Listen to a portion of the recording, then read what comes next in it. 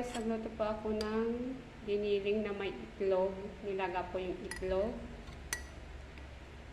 Tapos ito po, nilagyan ko siya ng carrots, patatas, giniling na baboy. Ayan. Ito, sarap na.